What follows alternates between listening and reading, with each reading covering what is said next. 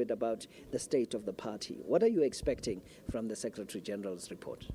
I do think that he'll try to emphasize that it's a party that is growing very fast. The numbers have exceeded 1.2 million in a very short space of time. Therefore, that becomes a bragging point between the last conference and now.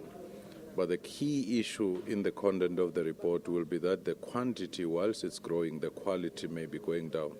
If you look at the nature, the character, the behavior of cadreship, and how people have degenerated into literally defaming the ANC by doing everything to get into positions of leadership and defrauding the processes of accreditation elsewhere just to get ahead, doing everything to get into the list in order to access state resources.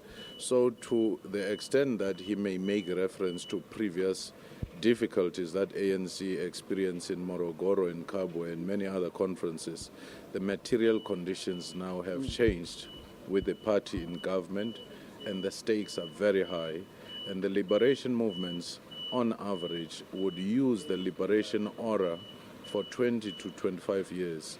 After that is their record of delivery that becomes important. So he'll paint the picture of an organization to some degree at war with itself, but at the same time having some of the issues which it can brag about. It's quite a dynamic situation where... Just the criticism has come through about the culture, the behavior and so on, and some of the answers that have been put forward is that many of these people don't understand the culture of the ANC. They've not been part of the ANC. They're new to the party, and there was this thing about setting up a school to induct people into the ANC culture and processes.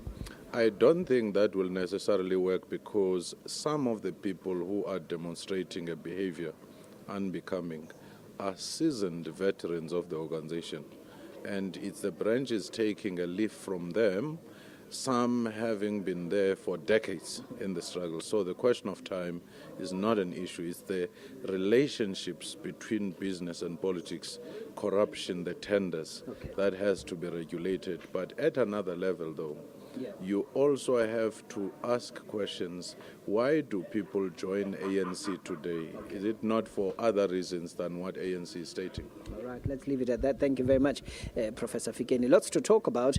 We invite you also to tweet.